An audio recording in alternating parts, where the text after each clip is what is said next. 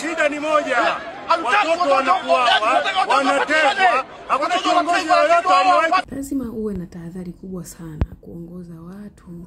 Unapoona hawa watu kwanza wanachangia kodi, wanatoa kodi kwa ajili ya ujenzi wa taifa lao. Unapowaongoza lazima uwe na tahadhari, kwa sababu hautawachunga kama unavyoamrisha wanafamilia ama watu wa nyumbani. Kwa nini? Hawa watu wanahitaji akili ya ziada. Na ukitaka kuwa kiongozi bora ni lazima uangalie maisha ya mtu mwingine, sio kuangalia wewe unajinufaishaje.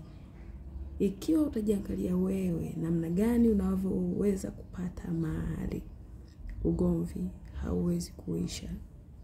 Watu wa Mungu kazi yao ni kuleta amani. Na amani gani hiyo? Lazima aliyeko juu afundishwe, aliyeko chini afundishwe, ili mambo yote yaende sawa.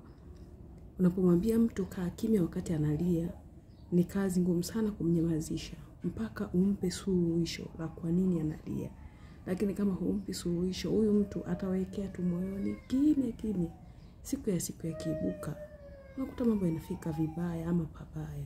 Mtu yeyote aliyewaonea huruma watu wanyonge, watu wa hali za chini, huyo mtu alikuwa na kibali kwa Mungu na kwa wanadamu.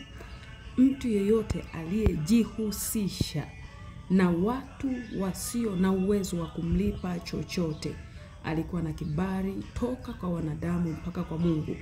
Mwangalie Daudi alichokifanya. Alikuwa jemedali wa watu wa aina gani?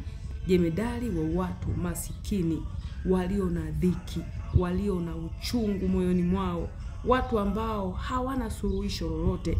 Daudi yeye ndiye alikuwa jemedali wao.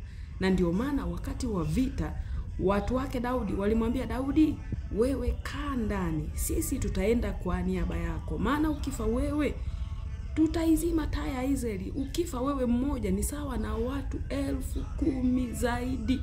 Lakini tukifa sisi wote tutaonekana si kitu, kibaki wewe utaonekana bado jeshi lipo la mtu mmoja. Kwa nini? Kwa sababu hilo jeshi linaonea huruma, linazalisha kizazi ambacho kilikuwa na uchungu, kilikuwa na dhiki. Hicho kizazi chenyewe anakipa elimu, kiwango ambacho kinajiamini pamoja na kuwa na dhiki zao, kinakuwa na uhuru na amani. Kaini aliambiwa, je, ukitenda vema hutapata kibali? Mpaka uue mdogo wako, uondoe mdogo wako, ndipo utakapochangamka. Kaini, angalia hii dhambi na kuotea. Sasa maonyo mengi yanapita kwa watu wa Mungu kuhusiana na kutoonea watu na dhuluma nyingi zinazofanyika.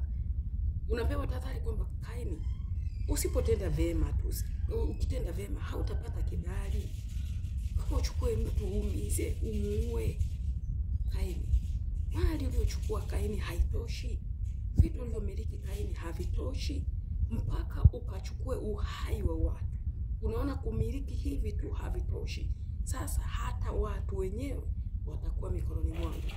Shetani ndiye mwenye roho ya aina hiyo.